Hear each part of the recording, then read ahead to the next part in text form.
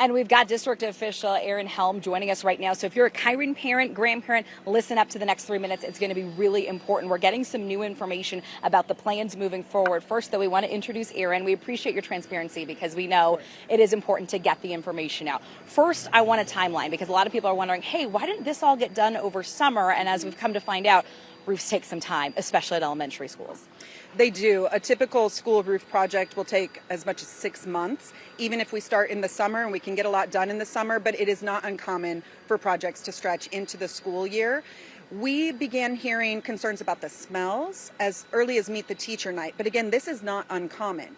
When there is a roof project going on, it can be a little odorous. We sometimes hear from neighbors as well, but as we moved into the school year, a week and a half in, those concerns escalated, and we even started hearing from some of our staff, and it prompted us to take another look, review, and do some air quality testing. So preliminary air quality testing done on Friday indicated higher than normal levels of particles.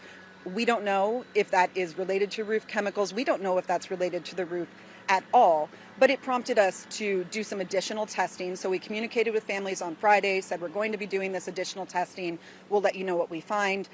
Additional testing continued to show higher than normal particles, and while it will take 5 to 7 days to get official results, we had to take action with the information we had on Sunday, and that is why we've decided starting today to move students into remote learning for the week.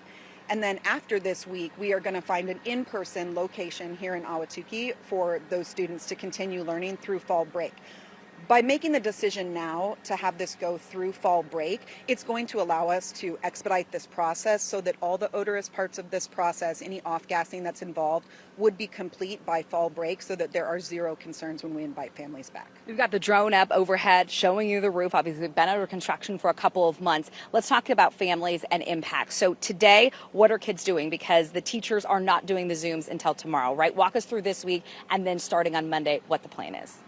Right, so we are hoping to have all the Zooms set up and all the technology in place by tomorrow, but it's really a credit to our educators that they were able to pivot overnight and continue instruction for students. All of the teachers had assignments ready to go this morning so that students can learn independently from home today while we work to get that technology set up. We learned a lot during the pandemic about how to transition, and it's a skill that our educators brought to this situation. Okay, so after this week, then it's like, okay, I've got to take my kids to a new school. What school is that going to be? When are they going to have answers? Because you're used to your community, and then having to go out of the way is a little bit of an inconvenience, or huge inconvenience, I should say. Yes, and it is deeply inconvenient, and we recognize that, so we're going to mitigate that inconvenience as much as possible by identifying a campus or campuses that are as close to Sierra as possible.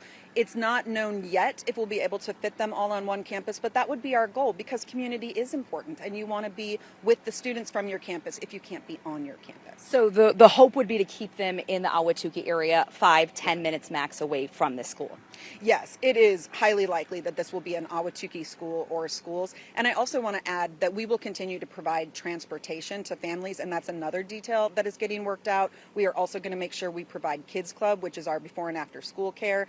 All of those details are being worked out, and we should have a lot more information for families as this week progresses. We appreciate you making yourself available, obviously answering some of the big questions we have. Guys, we're going to keep you updated on this story. azfamily.com, our mobile news app, will continue to post those updates. But again, families should find out tomorrow or Wednesday where that relocation school will be. They'll be there pretty much through the end of September, have a couple weeks off for fall break with the hope of being back on this school and on campus October 14th. Ooh, all right. A lot of answers questioned this morning. So thank you, Kylie, for that interview. I know for parents, there's still a lot of frustration, so hang in there. Thank you.